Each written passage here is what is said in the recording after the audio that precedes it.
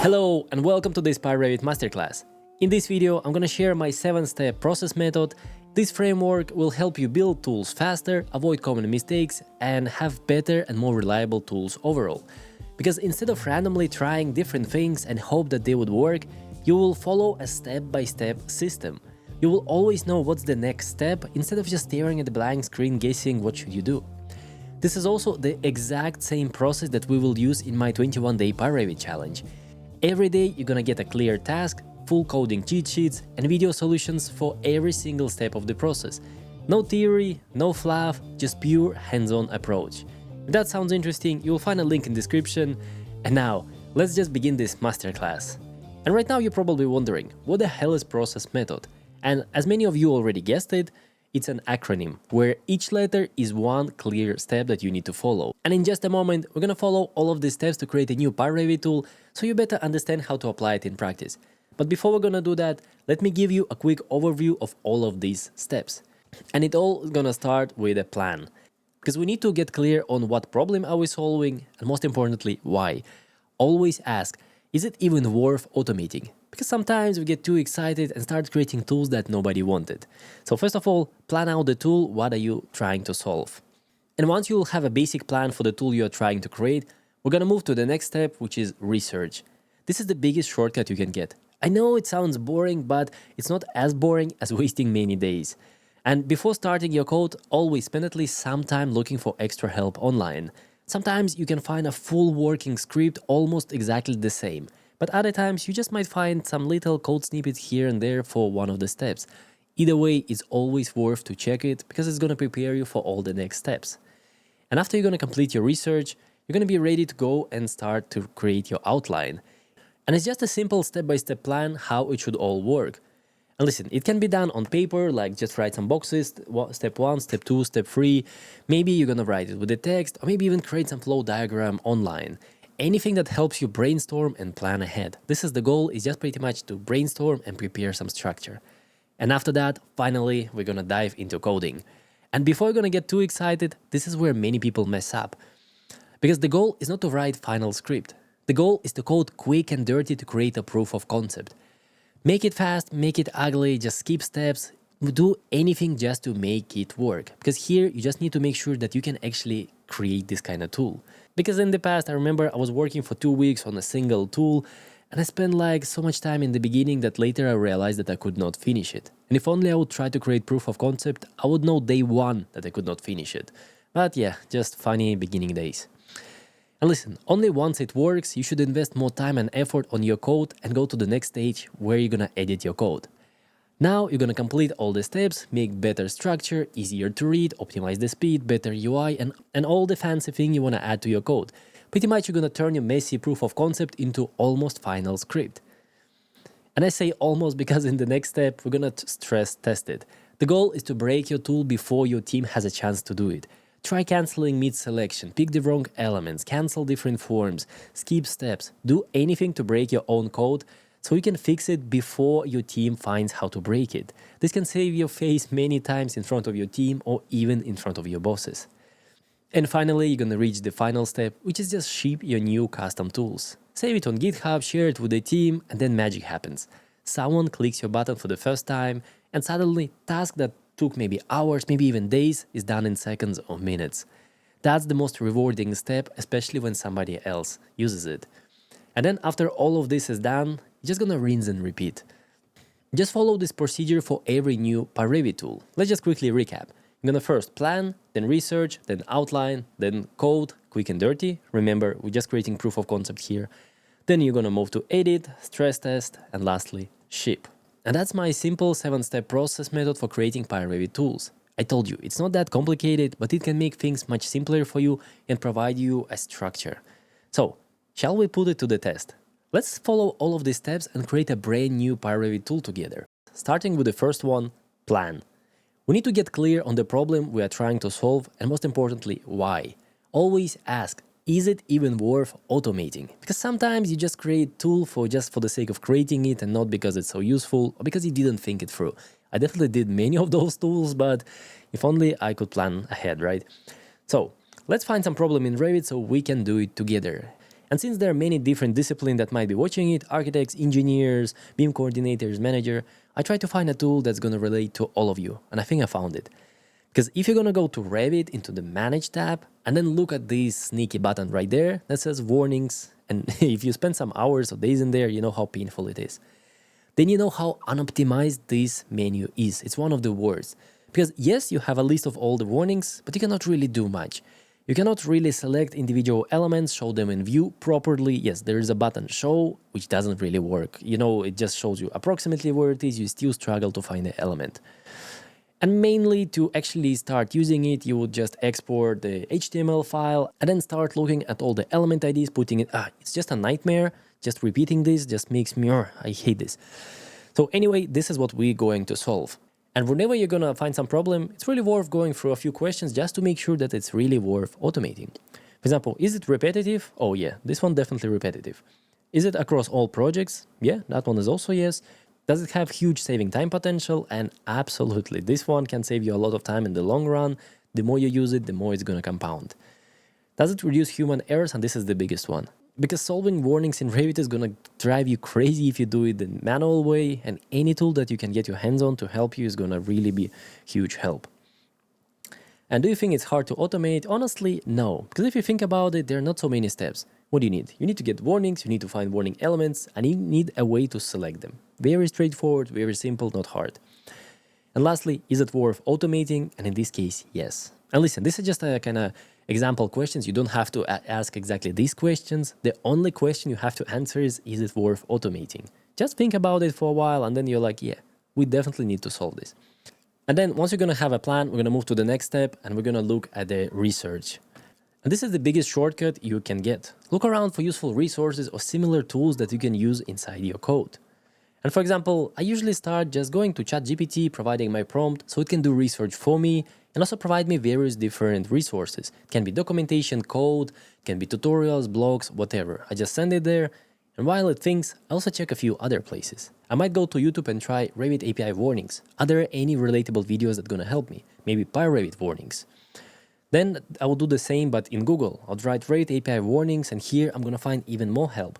Because now I'm going to get linked to a blog post, to Revit API documentation, which is really good. Then you're going to get a discussion in Autodesk forum. You're going to get Stack Overflow. You're going to find a lot of help in just asking these resources. But we're not stopping here. Next, we're going to move and have a look in pyRevit. Because if you looked around different extensions in pyRevit, you might know that some extension going to have similar tool to what you're creating. In this case, I know that EFTools has Isolate Warnings tool. I can look at the source code and I'm going to find how to get warnings, how to create new view, how to isolate them. That can be all really, really useful. We're not stopping here either. Again, let's go to documentation and reference a few things.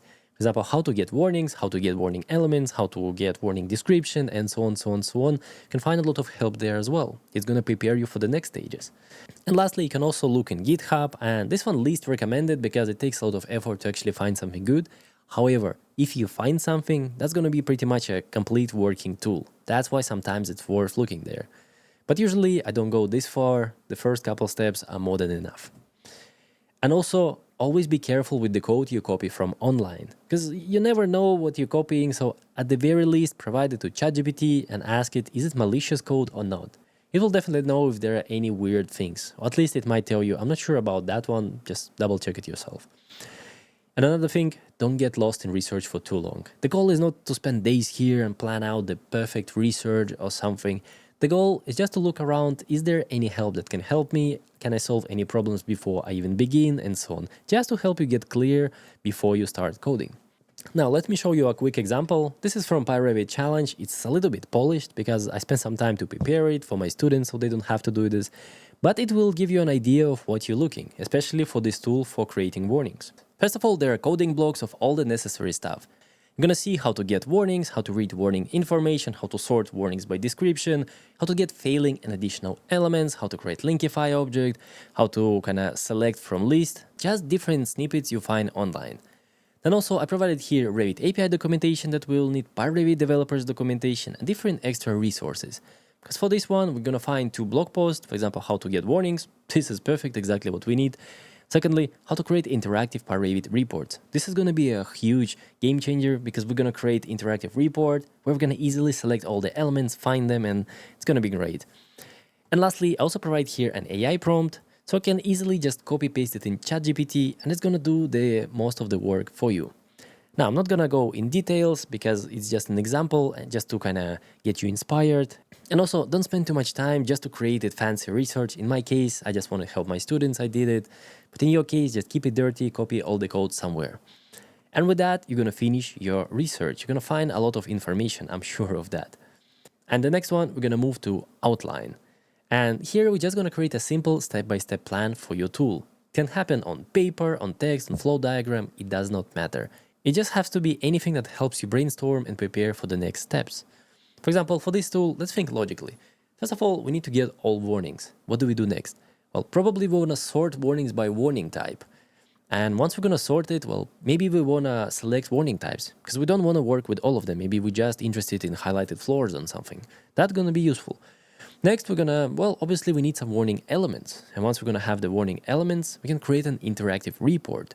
And we can keep going and add steps in between or further. For example, we can create 3D views for each warning. We can isolate warnings. We can paint warnings in red and so on, so on, so on. We're not gonna go this far. It's just kind of to explain you that you can also go a little bit crazy here just to see all your options. It's also a great place to start looking for issues, maybe between some steps. Maybe when you're gonna be selecting warning types, what's gonna happen if you're not gonna provide anything and so on. Just think it through, write it on paper. And when I do this, I usually write my idea on paper over and over and over until it makes more sense to me. And then when I'm happy, I'm moving all of these steps inside of the code, which is going to be kind of the code skeleton of all these steps. You can also begin in the code from the start as well. Now, once you're going to finish your outline, you're finally ready for the next stage, which is code. This is like one of the most exciting, but again, here the goal is to code fast and dirty to create a proof of concept. Do not even try to make a perfect script. So many of you are gonna try to make perfect script, spend hours on the first step before even knowing if you can complete step 2, step 3, or maybe sometimes the tool that you make is not as useful as you thought it would be. The goal is to simply create a proof of concept as soon as possible. Don't try to make it perfect, skip steps if necessary, keep it ugly, keep it slow, just make it work. That's all you have to do during this stage. And for example, for this one, let's actually begin creating the code. It's not gonna be complicated. And remember, we created an outline and created the comments. Now we can follow through all the comments. For example, the first one was get all warnings, and this is obviously what we'll have to do. So we're gonna get all warnings with Revit API. Now, next we're gonna look at step 2 and 3. Do we really need to sort it in a dictionary by warning name or select warning type? And to be honest, no. We kind of know how to do this, we can do it later, but for now, this is not important for proof of concept. For now, we're gonna get all warnings, and we're gonna try to create interactive report. Now let's move to the next stage, and for creating a report, just gonna iterate through all the warnings, and we're gonna try to get description, we're gonna try to get failing elements, and we're gonna create this kind of special pyRevit Linkify, which is interactive button inside of Revit output menu. And obviously we need to make some print statements so we can show that it works. It's not perfect, but it should show you at least some progress. And that's our proof of concept. And you can see it's not that complicated. In total, I think there are like 8 lines of code, and it's already a bare bones for our tool. And now also, let's test it. So let's head over to Revit. Now, I'm in Revit 2026, and I already prepared a button right here with the exact same code that you saw. Just gonna open it quickly. You can see that's the code that we are going to execute. Here are some variables and imports, just extra. And now, if you're gonna click it, you'll see this is our proof of concept. You can see we're going through all the warnings. We're writing here what's the name of the warning, highlighted floors overlap, and we're creating here interactive button to select it. You can see right away where it is. You can also click on this magnifying glass to find kind of closer the view. If I'm gonna go to some bad view, for example, I don't know, L5, let's open it again. And if I'm gonna click on this magnifying glass, it's gonna open a new view where it might be better to see. Now I can click again to select it, I can isolate it, it's very easy to navigate, I can find it in 3D if I want to, isolate here. You can already see this is already a huge improvement over the basic, this kind of warning shitty dialogue that everybody hates who used it. I honestly don't know anyone who can enjoy using it. So this is our proof of concept, 8 lines of code, that's all it needs to kind of begin. And oftentimes, your tools doesn't have to be complicated, it just starts like this with just a few lines, with just kind of messy thing. But we're not gonna end here, because once you're gonna have a proof of concept and it works, you're ready for the next stage, which is gonna be edit. And only once you have a proof of concept, you should focus on refactoring your code. In here, we can complete all the steps, we can optimize performance, make it more organized, reduce errors, document your code, and so on, so on, so on. You can do whatever you want here, right? Just focus here on creating the perfect tool you can, but don't try to spend too much time here as well. Because as a programmers, we're never happy with our final code. We always want to rewrite something. So you should also know when to stop. And now let's go and have a look. So now we're gonna fill in all the steps. Again, we're gonna start with the step 1 where we get all the warnings. And then we're gonna sort it in a dictionary by warning name. And we already know how to do this from the proof of concept. First of all, we're gonna import right here default dictionary. And we're gonna create this kind of default dictionary with the list inside of it. Then we just iterate through all the warnings. We're gonna read the description. And lastly, we're just gonna add all the warnings based on their description. So we will group all warnings together so we don't have repetition. This is not complicated, that's fairly simple. Next, we're gonna try to select warning type. And it's also not complicated. From research, we might have found that in pyRevit developers documentation, there's effective input page. And we can create very simple forms like this with just a few lines of code. As you can see, all we have to do here is from pyRevit import forms. And then right here, we pretty much create the form with one single line. Forms, select from list, show, and right here we provide a list of our items. It could not have been simpler than that. So let's adjust it to our code. And for that, we're just gonna write from pyRevit import forms and use this kind of function from the forms. You can see that right here we provide keys from our dictionary, which is gonna be the names of descriptions. We just create button name and allow multi-select. That's it. That's gonna create you a UI form that looks something like this. And it's gonna be more than enough for now. We don't have to make it polished. And lastly, we're gonna move to the next step. We're gonna create interactive report. We're gonna style it a little better. So we're gonna iterate through our dictionary. Then we're gonna make sure that we only work with selected warning types. And then we can create this kind of warning type report for all the elements in the warning. I'm gonna combine it, create a linkify object, and create a print statement. Now we can actually go and test it as well. So here in Revit, you can see here's the code that I just showed you in my presentation. Exactly the same thing. And here in the beginning, you might also need some imports and variables. Just make sure you have them. And then we are ready to test that one. So let's click here. And now, first of all, it's going to ask us about selecting warning types. So let's say I want something about floors, maybe highlighted. So highlighted walls, floors, and that's enough. Let's keep it simple. I'm going to select that one, and it's going to return me this menu. And you can see highlighted walls overlap here. This is the heading, then all the kind of warnings. And here's highlighted floor overlaps, and here's the warning. Also, by the way, you might notice that here it's a little bit messed up. This is because I have certain settings on my Windows for the tutorial. I zoom in to 125%, and it often breaks a lot of stuff like this where, well, it's a little bit weird interface. In your case, it's gonna look much better. I doubt that you're gonna break your interface like I do. But still, let's test it. So highlighting walls overlap. So let's just put it here on the side, zoom out of the project. For example, we'll click on that one. It's somewhere there. I can isolate, I can zoom on it, I can solve it. Okay, hide restore.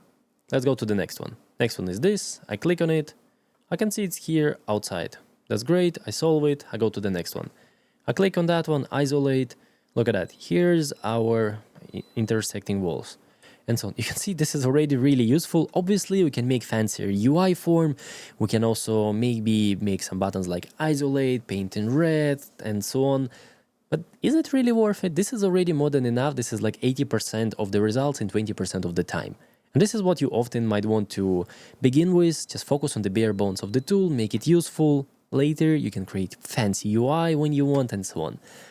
And with that, we have finished our edit phase. And that means we have 2 more phases. And now we're going to go to the next one, which is stress test. And we're going to break our tool in every way possible before your team even have a chance to do that. And you're going to see if you are testing the code or code is testing you, depending on the tool you create. And listen, there are different ways to test your tools. In the past, I created this kind of checklist on what you can check. And for example, if you're using UI forms in pyRevit, then there are many things that often happen wrong. What if you provide the wrong input? What if you don't provide anything? What if you cancel the form? Oftentimes, it can provide you different result. And if you don't account for that, you might get errors. And your users, sooner or later, they will always find all these issues. Again, selection. What if you don't select anything? What if you select the wrong element? Will your script break? And all these things you can do. is gonna help you create better tools because you're gonna fix it on time.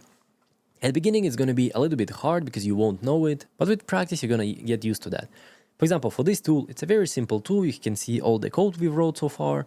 And as I mentioned, whenever we use UI forms, there might be an issue.